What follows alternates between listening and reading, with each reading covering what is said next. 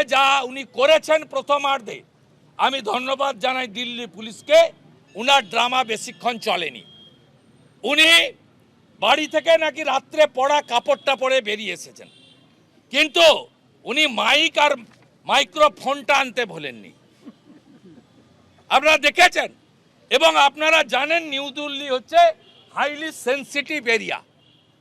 সেখানে পার্লামেন্ট চলছে, সেখানে প্রত্যেকটা রাজ্যের যে সমস্ত আবাস বা ভবন আছে সেখানে দিল্লি পুলিশের কড়া নজরদারি থাকে। এবং আজকে এক্সট্রা কিছু ওখানে ছিল না, নর্মাল পুলিশিং ছিল। একজন 3 বারের মুখ্যমন্ত্রী এবং একজন প্রবীণা মহিলা তাকে সম্মান দিয়ে সরে গেছে, আর আইপ্যাকের ড্রামা নাটকবাজ কোম্পানি তারা ছবি তুলে বলছে মুখ্যমন্ত্রীকে দেখে দিল্লি পুলিশ পালিয়ে গেছে।